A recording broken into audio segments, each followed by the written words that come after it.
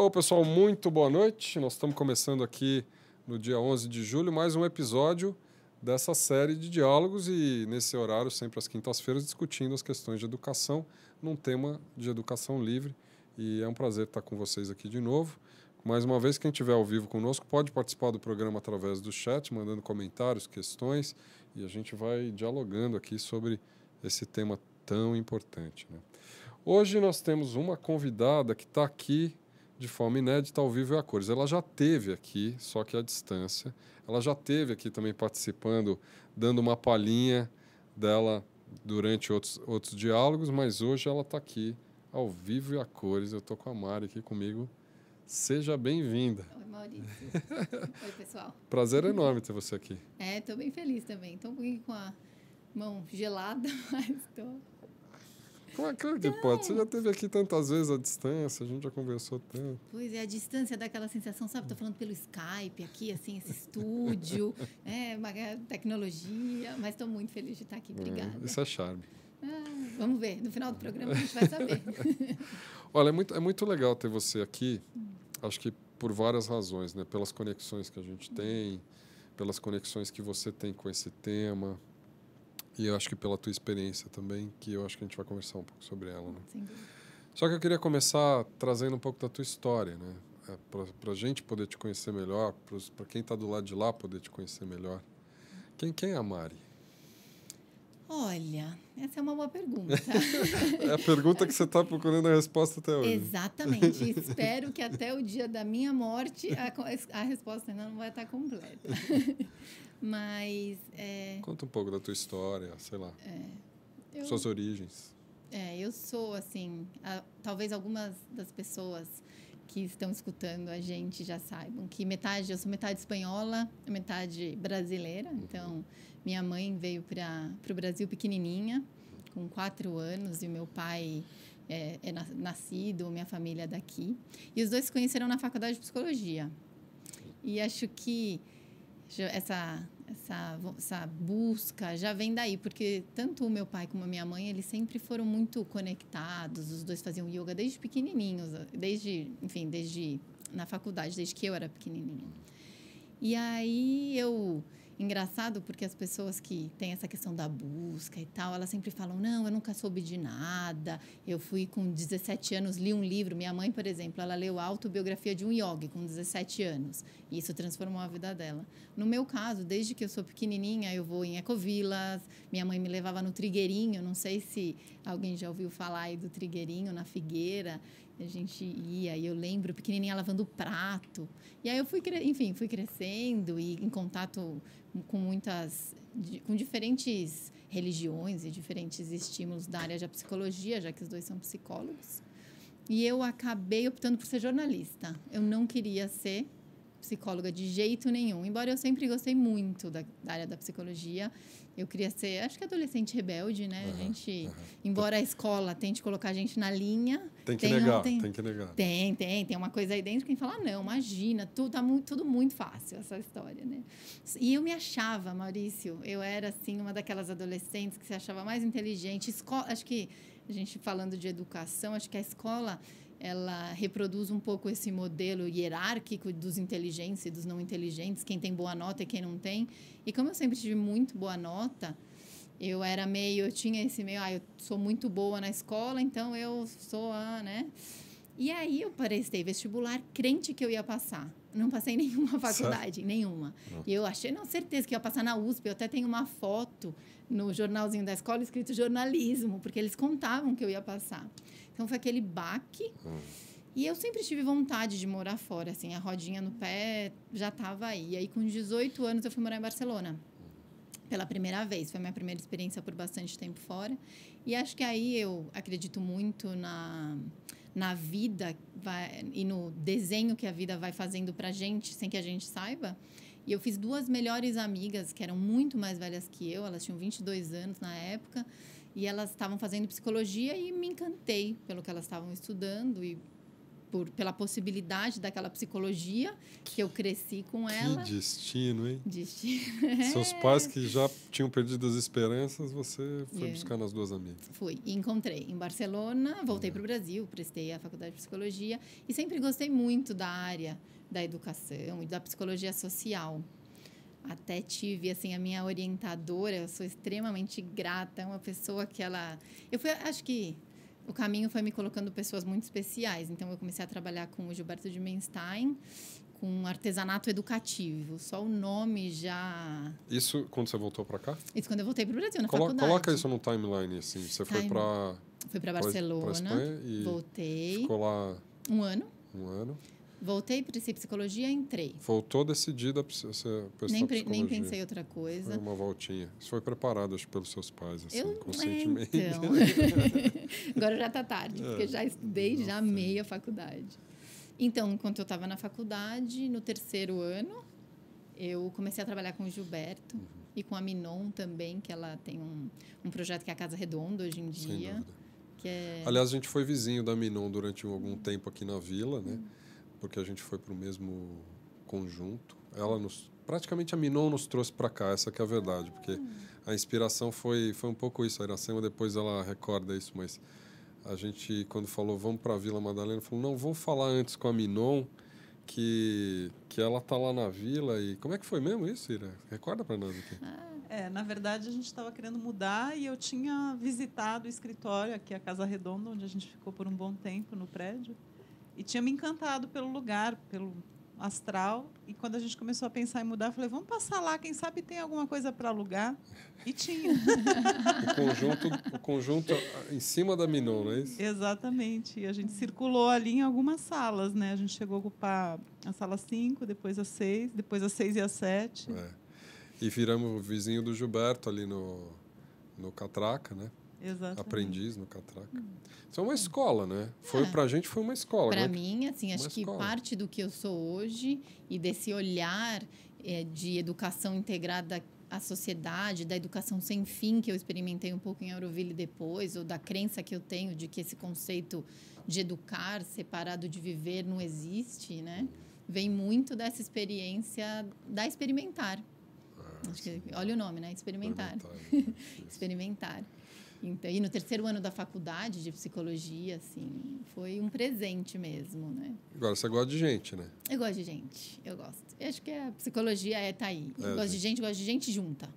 Assim, para mim, assim, quando poder explorar o potencial do coletivo das pessoas e como é que a gente se descobre através do outro é uma coisa que sempre me apaixonou e que me apaixona muito. Agora, depois dessa jornada tua de volta para cá, faculdade e com o início de trabalho com esse perfil que você comentou de pessoas e de trabalhos, como é que foi essa jornada para frente? Então, eu sempre fui muito inquieta. Então, embora estar ali, né, aqui no Brasil, aprendendo muito com o Gilberto, ainda fui trabalhar no Instituto Unibanco, depois da experiência com a Experimentar.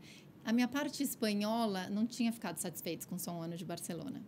Tinha uma coisa que eu queria explorar das minhas origens ali ainda. E eu decidi prestar para um mestrado em Madrid, na área de educação. Voltou para a Espanha. Voltei para a Espanha. E aí fiquei lá 2 anos e meio.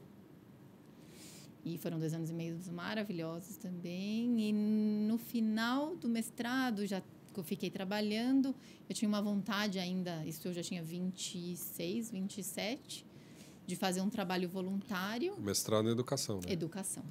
Educação em valores. Era intervenções psicológicas em contextos educativos. Uau. Um nome meio grande, mas, na verdade, o que a gente fazia era criar diálogos. A gente está falando de diálogos, então era criar diálogos com adolescentes, no meu caso eu escolhi os jovens, a respeito de temas como preconceito, sexismo, diferença de gênero, a questão de classe social, de potencial econômico, esse tipo de coisa, para desmistificar um pouco. Né? Então, foi muito, muito bacana. Assim, foi... Estudou, fez mestrado, voltou? Não voltei, fui para a Índia. Aí que entrou a Índia na história? Entrou a Índia na história. Foi aí, eu queria fazer um trabalho voluntário. Foi direto para Auroville? Direto? Não, então. Eu tinha um preconceito enorme com Auroville, como muita gente tem. Porque eu achava que Auroville era um lugar só de hippie. Ele falou, imagina uma cidade no meio da Índia, com 2.500 pessoas de 40 países diferentes. Que história é essa, né? Assim, a única imagem que eu tinha de Auroville era uma fogueira no meio do nada. Falei, não, para Auroville eu não vou. Eu quero ir para uma escola, eu quero trabalhar em Nova Delhi, num projeto, que era numa escola de Shri Aurobindo também. E tá Auroville. Auroville aqui. Para quem não conhece, Auroville, com 2Ls.org. Esse é o meu lugar querido do coração. E aí, assim, a Índia, assim, eu acho que foi na Índia que eu aprendi, ou que eu reforcei esse conceito de que tem uma força que é maior do que a minha vontade, entre aspas, mas que acontece, que leva a gente para onde a gente tem que estar em determinados momentos. E foi muito forte, porque eu não queria de jeito nenhum para Auroville, mas acabei sendo convencida de ir para a Índia e fui para Delhi. Só que quando eu cheguei lá, não tinha ninguém para me receber. Fiquei doente, a gente chama Delhi Belly, que é quando você fica com febre, com efeitos da comida indiana, um calor. Historicamente, todo mundo conhece uma dessas. O Delhi Belly, exatamente. E eu falei, eu não sou evoluída para ficar na Índia. A Índia não é para mim. E aí eu tinha um amigo, Narayan, que estava em Auroville, e eu encontrei ele no Messenger, era a época do Messenger. Ele falou, Mari, você vai ficar aí sofrendo, vai mudar a sua passagem. Eu ia ficar 6 meses, isso fazia 2 semanas que eu estava lá. Ele falou, desce aqui para Auroville, que fica a 1 hora de avião de Delhi, fica uma semana comigo, pior que tá, não vai ficar. Eu posso te garantir. E aí eu cheguei em Auroville, e aí foi amor à primeira vista. Na primeira semana eu tinha trabalho, casa, cachorro e namorado. Fantástico. Aí fiquei por 6 meses. Você viveu... Explica um pouco a tua experiência lá. Assim, porque eu acho que tem algumas pessoas que vão para lá, a gente conhece o nosso círculo, mas acho que a maioria das pessoas tem uma visão amedrontada da Índia, assim, poderia dizer, se é que eu consigo me expressar nisso. Fala um pouco para nós. É uma visão justa, porque morar na Índia é quase como morar num outro planeta. Desafia muito aquilo que a gente acredita, ou que a gente tem como conceito de sociedade, eu acho. Porque é um contraste, tudo é contraste. Começar pelo jeito como as pessoas se vestem, aquilo que a gente come, ao rico e o pobre transitando da mesma maneira no mesmo lugar, em veículos completamente diferentes. Eu sou uma apaixonada, assim, a Índia realmente me ganhou. É justo falar que a Auroville é muito diferente, então eu também tive a possibilidade de experimentar a Índia de um jeito leve, porque a Auroville dentro da Índia é uma bolha, então a gente... Uma bolha porque tem pessoas do mundo inteiro? Tem pessoas do mundo inteiro, a gente tem um espaço, assim, a gente mora no meio da floresta, basicamente, a Auroville é muito verde, as construções são super inovadoras e são, assim, muito integradas com a natureza. Tem uma coisa, porque a Auroville tem 4 conceitos básicos, e um deles é esse... Está muito conectado com a beleza, com o descobrir as tecnologias, e está conectado com a natureza. Então, isso está no core da cidade, né? Então, a Auroville realmente é muito diferente de quem morava na vila do lado, a 1 quilômetro, que morava naquela casinha ou num prédio com outras, 500 famílias, né? E o que você fez lá, Mari? 6 meses? Nesses primeiros 6 meses, eu fui professora, então era isso que eu queria. Fui professora numa escola para crianças indianas, uma escola que ninguém falava nenhuma palavra de inglês. Meu inglês ainda estava muito rústico, assim, estava bem... assim, eu sabia cantar Twinkle, Twinkle, Little Star. Era o que eu sabia fazer. Talvez para as crianças fosse um bom estado. Por isso, exatamente, que eles me trouxeram, porque eu tinha essas 3 musiquinhas e eu sabia mexer a mão e sorrir. Então, isso foi suficiente. E eu passei 6 meses maravilhosos, com uma conexão muito forte com as crianças. E a gente começou com cantar musiquinha, aí a gente começou a fazer aula de yoga de manhã. Eles tinham muita vontade de aprender a usar os computadores que eles tinham na escola e ninguém sabia o que fazer, então eu ajudei. E aí, como eu já tinha terminado o mestrado, para vocês terem uma ideia, tinha aula de educação física. E aí, na aula de educação física, porque os professores naquela escola, eles não eram educadores formados, eles eram empregados da escola, que ao momento faziam a limpeza ou a comida, e como eles aprendiam a ler e escrever, eles eram promovidos a professores. Então, assim, o conceito pedagógico, não tinha um conceito pedagógico por trás, assim, era muito boa vontade, eles queriam muito ajudar aquelas crianças, mas era muito baseado no que eles podiam oferecer. Então, a aula de educação física foi o que mais me chocou no primeiro dia que eu cheguei, porque na Índia você ainda pode bater nos alunos, né? Os professores, eles têm esse poder de bater nos alunos. Então... Repreensão física mesmo? É, tipo, palma... na cabeça, né? Pô, que legal, hein? É, professor ainda... Maurício. Não, a gente tem que respeitar as culturas. Respeitar a cultura de cada um. Acho que eu sou indiano nesse aspecto. Olha, você ia se divertir. Ia me dar bem lá, minha energia Eu fiquei chocada. Nossa, ainda chegando com aquela visão super...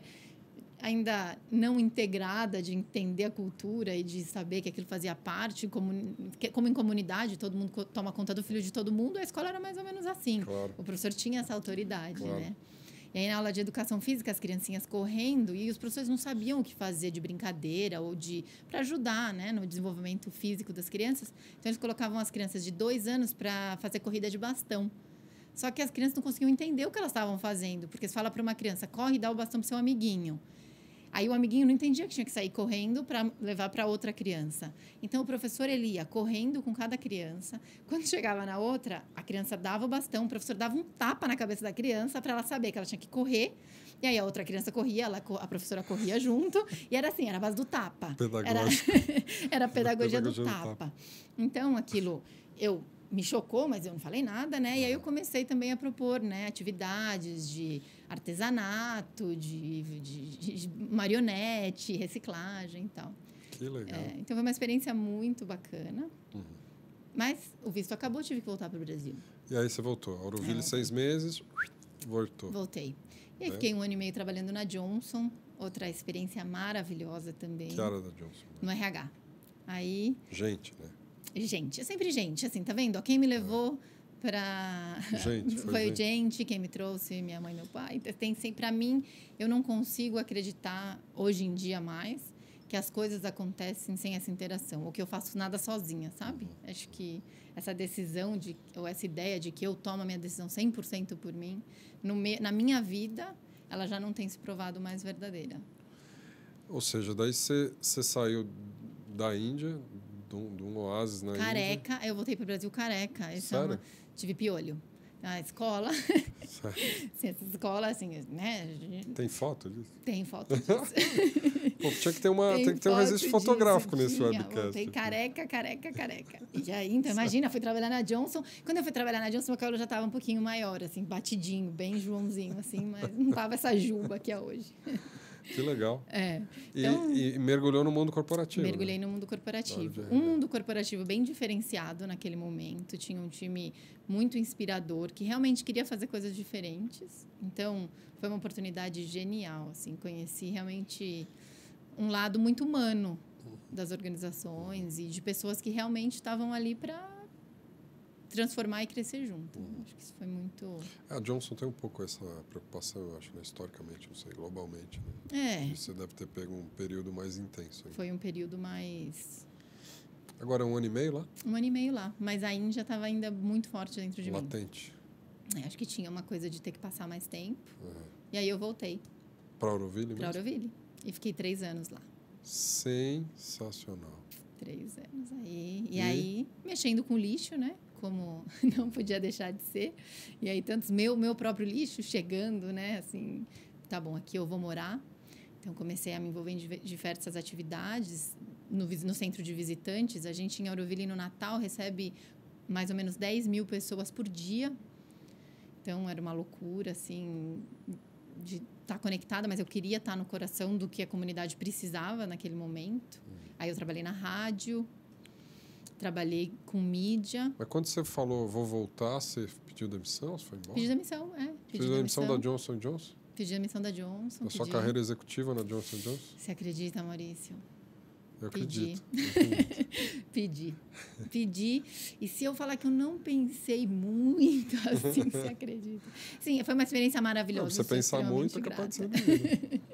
Mas acho que tinha um chamado maior naquele momento para essa experiência de voltar para a Índia e de viver, porque eu tenho uma coisa assim, eu gosto de aprofundar, assim, eu gosto de viver as experiências de verdade. 6 meses foram ótimos. Eu podia sair por aí falando que eu tinha conhecido e vivido Auroville, mas eu acho que tem uma coisa que quando a gente traz profundidade, a transformação que você se abre, para a possibilidade de transformação que você se abre é muito maior, né? E você ficou 3 anos lá? Fiquei 3 anos lá. Sua atividade principal?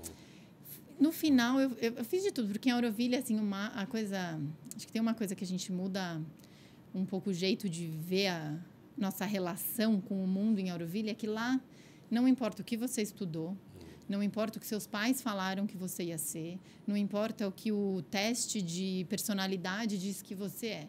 O que você quiser trabalhar, a Auroville tem para te oferecer.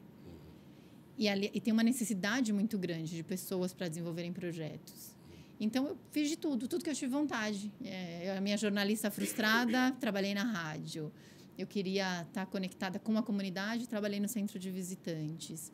Mas o meu lado educadora sempre esteve ali. Então, no final, no último ano e meio, eu tive com outros 2 amigos. A gente criou uma empresa onde a gente trabalha com as questões do lixo.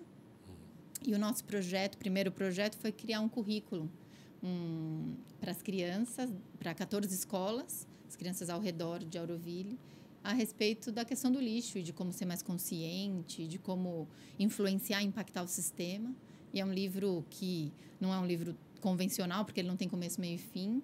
E são jogos, são 101 jogos, que chama Garbology 101, estudo do lixo 101. Garbology, ótimo.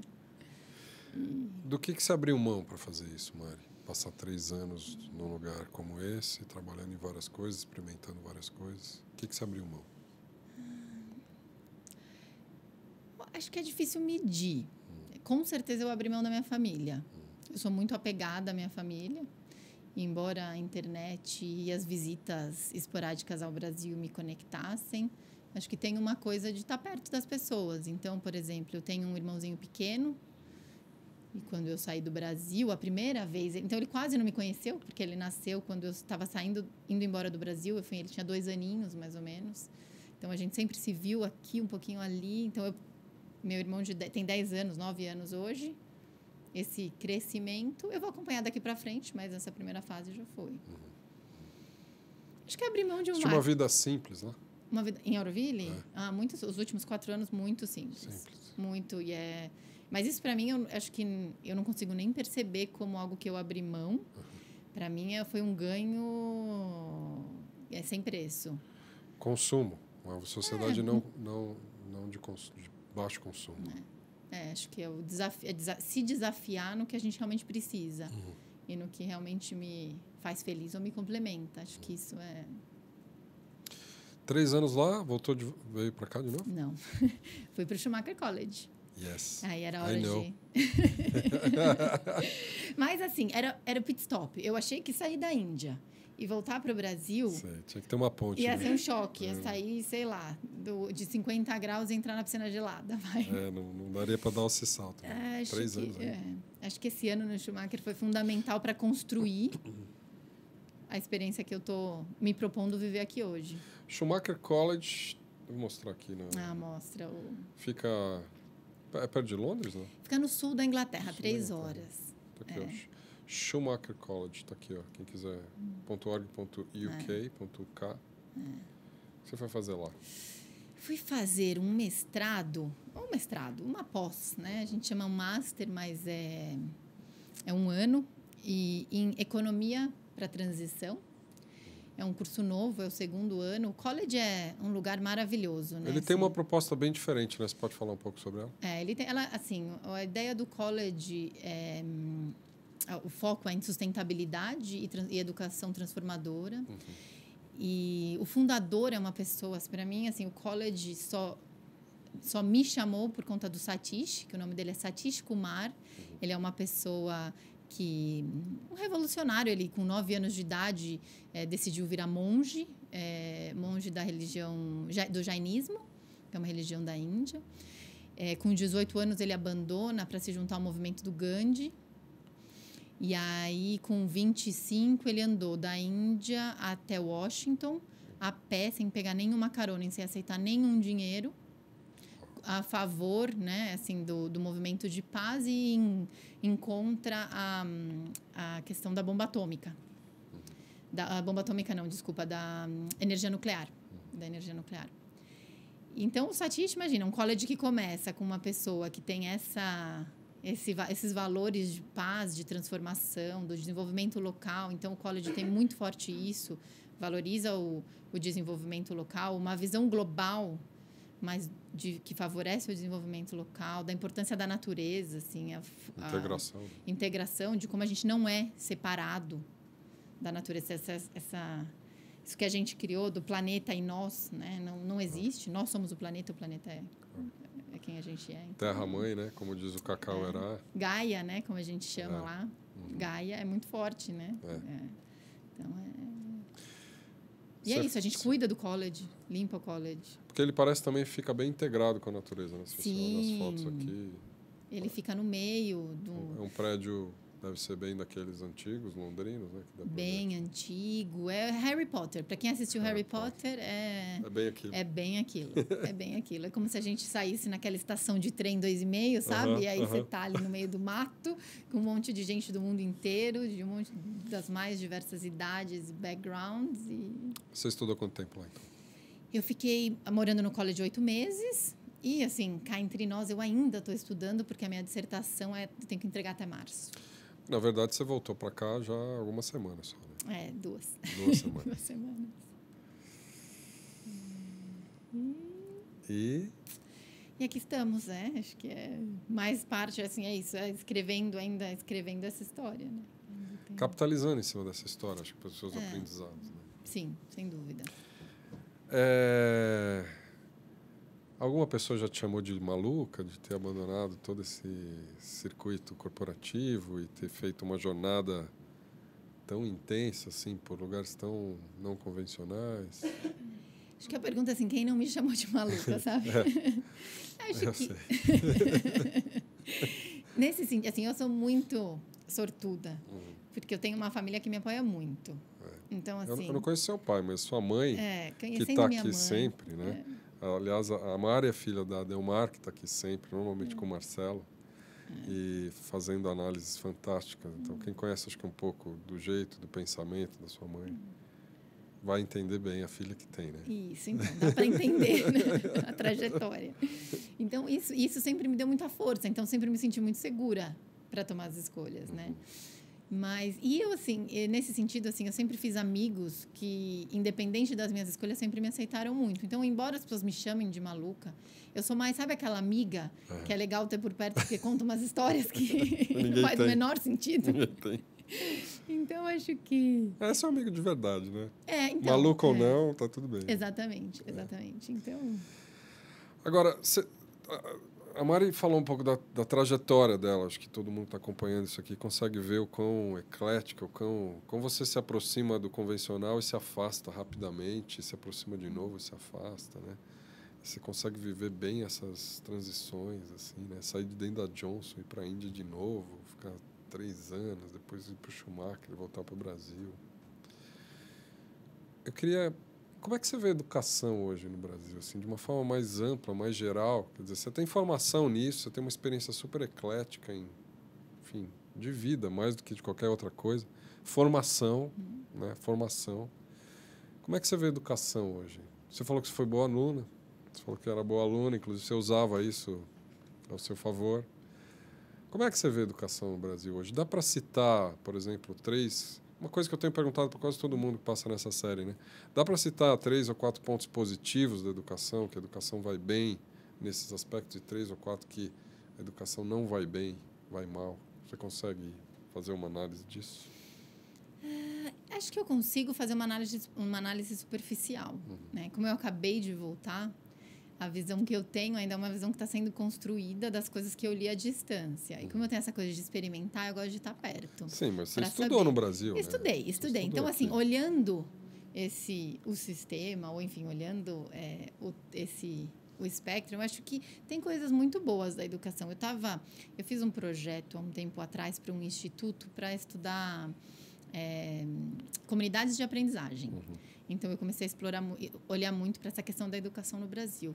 E tem muita gente fazendo diferente e querendo fazer diferente. Então, até o próprio portal da Secretaria de Educação do Estado de São Paulo ou do Ministério da Educação, se você começa a entrar lá dentro, você acha muitos projetos bacanas e muita gente fazendo Coisas legais. Coisas legais. Então, por exemplo, eu lembro até o UOL tem aquele prêmio da mulher empreendedora e ganhou uma pessoa da Chapada Diamantina, do Instituto, acho que chama Instituto Chapada, se não me engano, que eles trabalham muito forte com a inclusão e com como é que você traz o aspecto do local e valoriza aquelas pessoas e trazendo isso para a escola, para as crianças, ensinando. Então, eu acho que isso é genial, essa possibilidade que a gente tem de inovar dentro do sistema público também. Acho que isso tem muita coisa bacana acontecendo.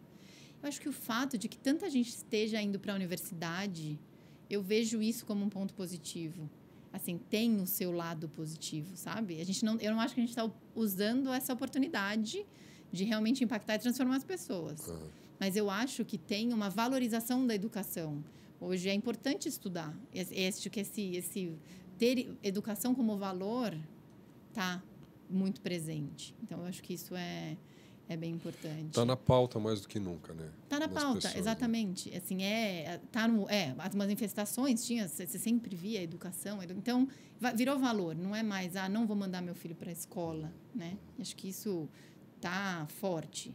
Agora, indo para o lado negativo, a gente só tem que repensar isso em grande escala, né? Assim, para alguns milhões de pessoas. Para alguns milhões de pessoas. E aí, como é que a gente faz isso? E aí, nesse sentido, as escolas ainda estão super retrógradas, até no jeito de sentar, assim, o fato de que todo mundo senta um de costas para o outro, olhando para o professor que está lá na frente, desconectado. Então, isso já é uma coisa.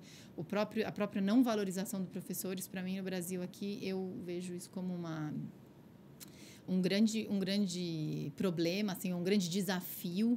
Eu acho que começar pelos salários dos professores, até pelo jeito como a gente olha para o professor. Acho que essa questão da vida moderna, né? Eu tenho a vida moderna e os pais terem menos tempo com seus filhos, delegando muito da educação para esses professores, a gente acaba tendo uma mistura de papéis do que é um educador mesmo. E aí acaba que a educação é como se a educação fosse só na escola, né? A gente acaba perdendo esse conceito de que a gente está aqui aprendendo o tempo inteiro e educação é tudo, né? Aliás, muito sincronizado essa tua fala com o que a Ana está colocando aqui no chat, porque ela está relacionando o que você está falando com o nosso entrevistado anterior, que é o Cláudio, que você conheceu lá embaixo. De fato é isso mesmo, Ana. Assim, tem uma conexão incrível. E o fato da educação estar em pauta, como você falou, Mari, permite com que pessoas como o Cláudio, que veio contar a história dele aqui no interior do Nordeste, né? E, enfim, uma vida difícil, família viajando em busca de trabalho, e ele foi o primeiro cara a conseguir se formar ter um nível de educacional maior e veio conquistando várias coisas, né? Então, acho que experiências como essa e o fato da educação estar em pauta, de verdade, dão uma perspectiva incrível, né, para a gente. Acho que Você é otimista com relação a isso? Eu sou super otimista.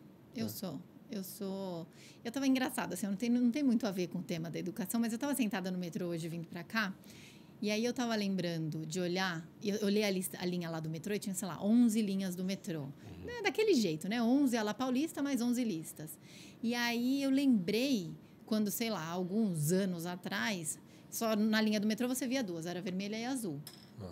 Eu falei, nossa, que interessante, assim, o sistema de transporte em São Paulo é um horror, o metrô não te leva a muitos lugares, realmente, assim, tendo tudo isso em perspectiva, mas pensar que, na minha vida adulta, eu estou conseguindo ver de 2 para 11 linhas do metrô, tem algum dado aí, sabe? E eu acho que a educação é meio parecido nesse sentido. Eu acho que eu sou otimista porque eu acho que se a gente coloca força e energia, o potencial de transformação não é... Eu não acho que o potencial para transformar a educação não é de um dia para o outro, porque são gerações passando. Então, a gente tem aí que... eu não sei como é que fala essa palavra. Catch up. Alcançar, vai. com essas gerações que já... Mas tem um potencial de transformação muito grande. Acho que tem muita gente querendo fazer. Então, eu sou otimista, muito otimista. Letícia está aqui dizendo o seguinte, ó, incrível, está achando incrível. Ela diz que, conforme você vai falando, ela quer fazer tudo isso que você comentou. E ela diz que se não passar no programa de trainee que ela está inscrita, ela vai... Já tem o plano B, C, D, E, F. Acho que você já alimentou ela com várias ideias. Letícia, né? Me escreve, tá bom? A gente vai bater um papo. Eu tenho uma experiência que... Sabe que, bom, os filhos ensinam pacas a gente. Eu tenho uma filha de 22, mas antes dela entrar na faculdade, assim que ela entrou na faculdade, na verdade, ela fez hotelaria. Está trabalhando hoje numa grande empresa de engenharia que constrói hotéis aqui. Mas logo que ela entrou na faculdade, eu como um pai, não sei que tipo de pai eu sou, mas enfim, eu virei para ela e falei, filha, eu queria te fazer uma proposta, né? Eu queria que você não fosse fazer faculdade agora, né? Minha proposta é que você vá viajar 1 ano, você escolhe 3 países, na verdade você escolhe 3 lugares que você queira ir, e o meu único pré-requisito é que você vá e você volte falando 3 línguas diferentes. É o meu único pré-requisito. O resto você faz o que você quiser, né? E ela imediatamente virou e falou, pai, eu vou pensar. Quando ela falou, pai, eu vou pensar, eu já achei esquisito, né? Porque, pô, era uma oferta que eu adoraria ter recebido, né? Pô, não vou para faculdade, deixar 1 ano viajando. E ela voltou rapidamente e falou, pai, eu não quero isso, eu quero fazer faculdade, eu sei o que eu quero fazer, eu quero entrar nesse lugar, quem sabe mais para frente eu posso fazer isso, né? Meu intuito era exatamente propiciar para ela um pouco mais de experimentação, porque eu acho que é uma atividade que ela... É uma decisão que ela tem que tomar muito cedo na vida, né? Mas o que eu tenho visto é que ela tem buscado essa experimentação ao longo dos trabalhos dela. Então, ela já migrou, para chegar onde ela está, ela migrou de trabalho muito rapidamente, entre um trabalho e outro, né? E eu mesmo me contradisse ao longo dessas mudanças. Num dos trabalhos que ela teve, uma grande empresa aérea, ela estava muito bem lá, e ela ficou muito pouco tempo, acho que ela ficou menos de 1 ano na empresa aérea, e um dia ela chegou em casa e falou, pedi demissão. Eu falei, mas você é louca? Você está numa empresa fantástica, na tua área de atuação. Eu falei, pedi demissão, não é lá que eu quero outro lugar. E foi para outro lugar, e assim, até achar onde ela está hoje, né? Ela já está há algum tempo. Eu me contradigo totalmente quando eu falo isso, né? Porque a proposta que eu fiz para ela... O quanto que a gente carrega dessas coisas conosco, né? Desse arrojo, por exemplo, eu vejo as tuas decisões foram super... O quanto a gente racionaliza, o quanto a gente... Chegou alguma hora nessa tua jornada que você falou, tomei a decisão errada, vou voltar para trás?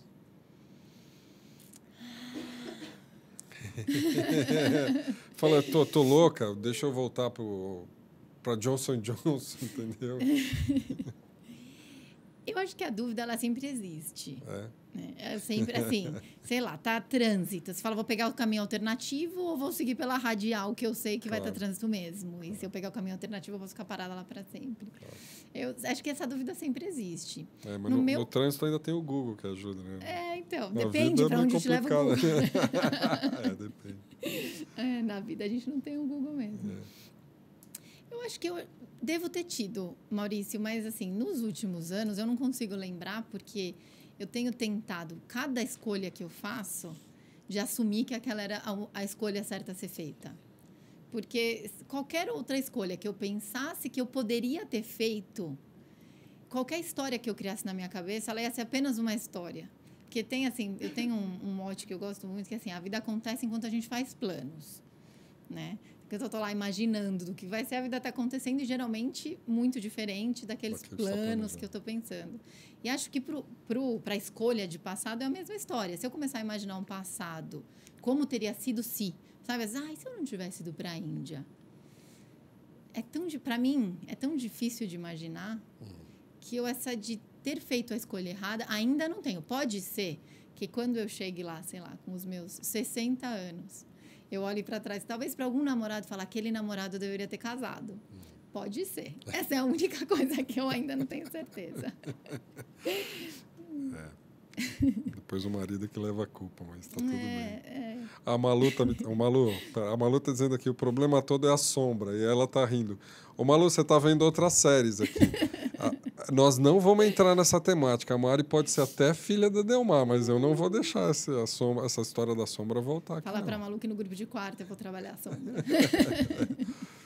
Eu não vou entrar nessa aqui com a Mari, não, que eu não sou louco. Eu sei que filha de peixe, peixinho é, né? Muito legal. Tá aqui, a Larissa também está afirmando. Mostra que você sabe viver com incertezas, né? Porque eu acho que um conjunto de coisas que você fez, que você contou, convivem com incerteza diária, né? Você largar, por exemplo, uma organização super bacana como a Johnson, né? E mergulhar numa viagem não planejada, vamos dizer assim. Dá para conviver. Conviver com incerteza pode ser um elemento fundamental nos dias de hoje, né? Eu diria que sim. Eu diria que fundamental, até porque, assim, se a gente não tem nenhuma certeza, a não ser que um dia a gente vai morrer... Assim. Entre o nascimento e a morte é um conjunto de incertezas. Eu acho que a gente tenta planejar, inclusive. Sim, né? Tenta. E assim, e aí eu quero deixar bem claro que não é que eu não faço plano ou que eu chegue... Não, assim, eu ainda tento. Esse de que a vida acontece enquanto a gente faz plano é exatamente para eu tentar parar de fazer menos plano e viver, né? Mas acho que como premissa, né? Tentar, assim, claro, não estou falando não vamos fazer planos, né? Fazer planos, mas assim...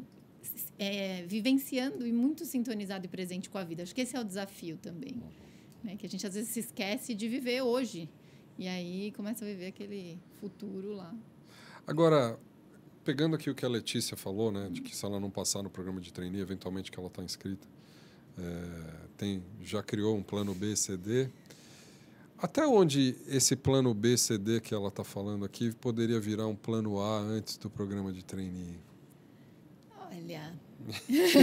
Você é suspeita para falar sobre isso? Eu sou suspeita para falar, porque eu acho que vai depender muito da reflexão que ela fizer e de quanto ela conseguir se conectar com o que ela realmente quer ou com o que a essência dela realmente quer.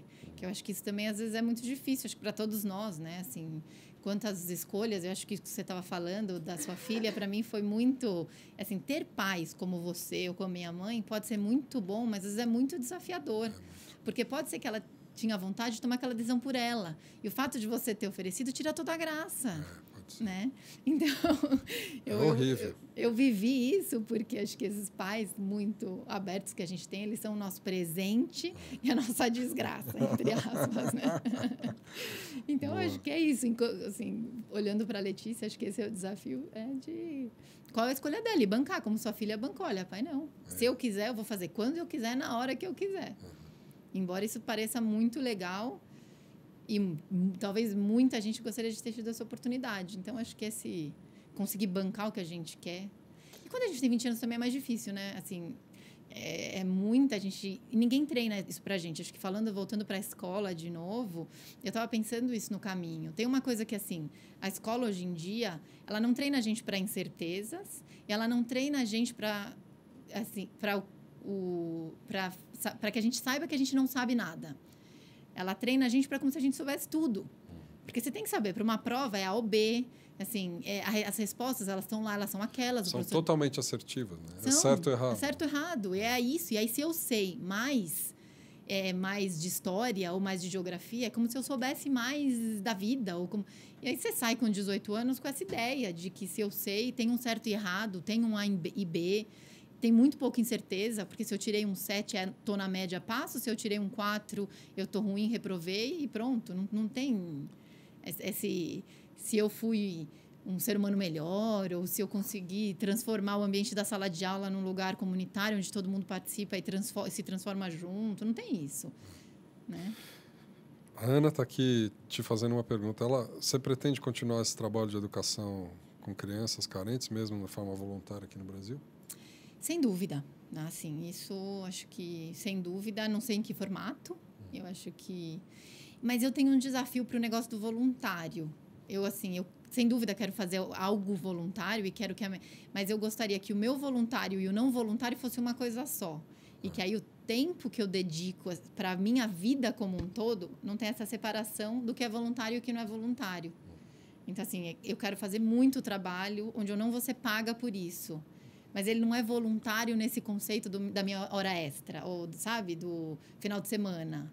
Eu gostaria de conseguir criar um modelo onde eu consigo trabalhar sem receber e trabalhar recebendo. E aí, sim, sem dúvida, que isso seja um trabalho integrado na tua vida. Exatamente. A Auroville é muito isso. Eu acho que é isso, para mim, uma da essência de Auroville. A gente tem o que é o maintenance, que eles chamam, que você recebe por trabalhar por Auroville e um projeto vai te pagar, mas isso não quer dizer que você possa estar envolvido em outros 500 projetos diferentes e fazer diferentes horas, por exemplo. Então... Daí talvez o Brasil realmente seja um espaço legal para se desenvolver esse tipo de coisa, né? Sim. Porque tem uma carência fantástica desse tipo de pessoas. Eu acho que se integram muito bem nos seus vários vetores de vida, né? Exatamente. É um desafio. Está no lugar certo. Dá para ficar aqui um pouco antes de ir para a próxima jornada na Índia? Ou... Acho que vou. Não, está aparecendo. Mas, de novo, assim, todo mundo... Assim, a pergunta que eu mais escutei desde que eu cheguei, e aí, voltou para ficar? Eu já não consigo mais responder sim ou não. É muito difícil para mim, porque, assim, né? Assim, hoje voltei. Se você me perguntar hoje, eu já voltei para ficar. Esse final de semana eu vou estar aqui, né? Esse final de semana eu não vou. Então, esse final de semana eu já não vou estar aqui. Mas, enfim, voltei para construir algo. E eu gostaria muito de construir esse algo aqui, porque eu acho que a gente tem uma possibilidade muito grande para isso. Então... Onde é que você se vê daqui, sei lá, 3 anos? 3 anos é muito, né? Para você. Maurício. Sei lá, onde é que vai estar a Mari daqui, sei lá, 3 anos? Eu, com certeza, isso eu posso afirmar, eu vou estar fazendo projetos legais com pessoas legais.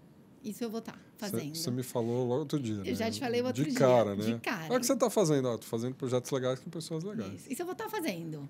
Assim, é onde eu vou colocar a minha energia para estar.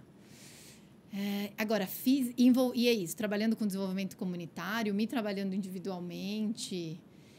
Fisicamente, de verdade, espero estar aqui, assim, sendo honesta e olhando para o momento que eu tenho vivenciado hoje. Se eu olho para o futuro, eu gostaria de construir um futuro aqui. E acho que trabalhando colocando a mão na massa para construir esse novo modelo de sociedade que tanta gente quer e que tanta gente já está trabalhando para isso, sabe? Eu não quero chegar atrasada, não quero bater o ponto tarde, sabe? Daí, mais uma vez, o que está acontecendo no Brasil... essas manifestações, pessoas na rua e tal, talvez seja um atrativo, né? Sem dúvida, sem dúvida. Minha mãe, foi engraçado, porque antes de eu voltei no dia, né, da maior manifestação, o dia que eu cheguei. E aí, antes de voltar, minha mãe começou a ficar meio desesperada. Ela falou, ai, gente, não acredito que isso está acontecendo justo agora que a Mari vai voltar, porque, assim, o meu calcanhar de Aquiles, a minha sombra é a violência, assim, eu sofro muito com a violência, assim como a violência... cotidiana, é tudo, né? Acho que o Gilberto de Menstein, ele falou do vandalismo que a gente sofre todo dia quando a gente está na fila do SUS, quando a gente tem que passar pelo Rio Pinheiros e Tietê sendo assassinados. Assim, essa violência, a violência física de pessoas, chacinas acontecendo, e a gente passa isso como mais uma matéria do jornal, isso me dói muito aqui no Brasil. E minha mãe achou que as manifestações elas iam entrar nessa lista, sabe? Mas para mim não, eu acho que assim, apesar de todos os problemas ou de todas as críticas que a gente possa ter para o sistema manifestação, como iniciativa social, eu acho que é ótimo, é um sinal de que alguma coisa tem que acontecer, de que já não dá, né? Então virou um ponto a favor. Ah, super. Aí sua mãe começou a usar, porque ela já falou isso. Virou super a favor, super a favor. Vamos ver para onde vai. Isso é... A Ana está perguntando para você se você tem intenção de traduzir o jogo sobre lixo. Garbology, né? Que você chama. Sim, eu tenho já 5 atividades traduzidas. Aliás, Ana, se você trabalhar com isso e você quiser, pode pegar meu e-mail que eu te passo. Tá aqui, ó, o e-mail Deixa eu botar aqui. Da Mari, eu já traduzi e eu quero muito trazer o programa. Eu tenho 2, lá em Auroville é um lugar muito especial, assim, tem uma coisa lá que também, agora eu já estou aqui, eu tenho contato com os meus 2 sócios lá da Índia, e aí chegaram lá, caíram 2 brasileiros, ficaram encantados com o nosso projeto, e aí a gente já se conectou, eles ainda estão lá na Índia, e a ideia é realmente procurar fundos para trazer para o Brasil. Genial. Tem mais questões para você aqui. Vamos lá. Márcia está dizendo aqui, muito rico o que você está falando, nos leva a meditar sobre se estamos vivendo aquilo que realmente queremos. A Letícia está dizendo, exato, a pergunta que temos que fazer sempre quando iniciamos um processo é, para quem eu estou fazendo isso? Genial, Letícia. Olhar para dentro não é muito fácil, né? Não é nada fácil. Né? Às vezes conviver consigo mesmo é algo mais complexo do que deveria, né? E aí eu acho que é genial essa pergunta da Letícia, porque se a gente, dentro do que eu acredito, a gente é constantemente influenciado pelo coletivo, a transformação do coletivo só vai acontecer com a transformação do indivíduo. Então, isso não está separado. Então, essa pergunta para quem a gente está fazendo é fundamental, porque se eu começar a fazer pelo coletivo, aí eu já estou me distanciando de mim, aí também não transformo o coletivo. A Auroville vive muito isso, não?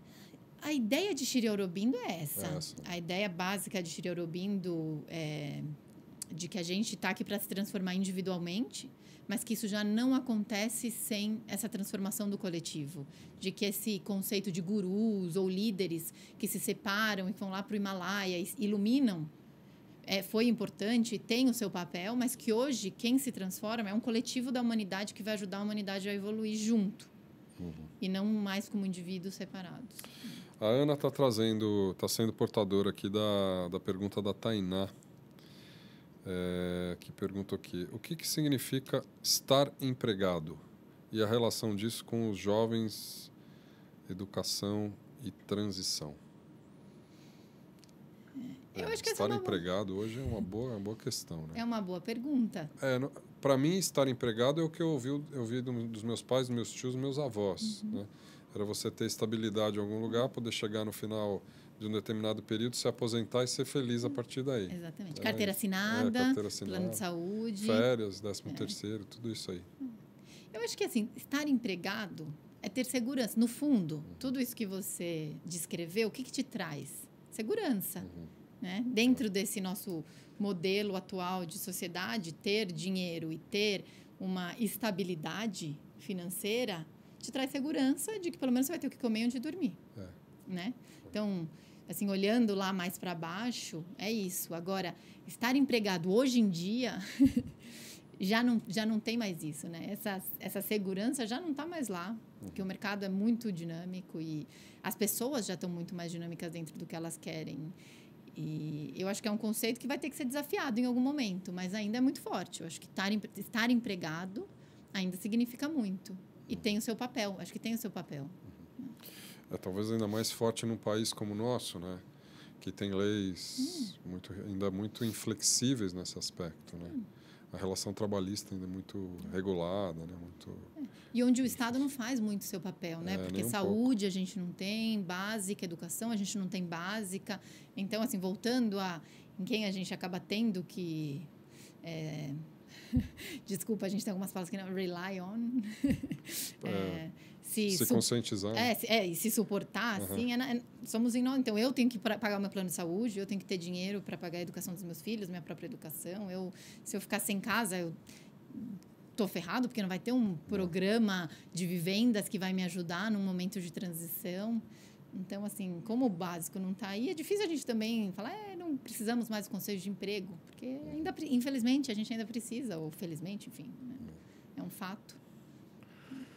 Mari, dá para ficar falando uma hora contigo aqui. Então, até passou, a mão até esquentou um pouquinho. Você ainda está nervosa, não? Não, já passou, já até esqueci. Deixa eu trazer Iracema de volta aqui. Muito bacana, né? É uma bela experiência de vida, né? E aprendizagem, principalmente. Muito legal. Mostra claramente um caminho não convencional aqui, que eu volto a dizer, toca a escola, sai da escola, volta à escola, sai da escola. Bem legal, adorei. Muito bom. Ela é filha da Delmar mesmo. Mas nós não vamos falar de sombra aqui, viu, Malu? Não, Malu. proibido Nem falar de conversar. sombra. Malu, manda um e-mail, a gente fala. Me fala qual que é a minha sombra. Aliás, quero saber, fiquei curiosa. Onde é que ela viu a sombra aí? Me escreve, por favor. Ira, o que vem pela frente? Então, logo mais, às 19, a gente tem o Ari e o Eduardo Giacomazzi numa análise da notícia, que eu acho que continua sendo as manifestações aí com Luz e sombra da notícia. luz e sombra da notícia. Hoje a gente vai pegar outra notícia, pelo menos mais uma. Pelo menos de Deus. variar um pouco, né? Pelo Já amor está a de Deus. pauta aí. Posso Mas dar vai uma ser sugestão? bacana até trazer o Ari novamente, porque eu acho que ele pegou todo esse movimento num outro momento. Bem no Eu começo. acho, eu acho que poder revisitar esse olhar com ele vai ser bem bacana. Fala, Mari.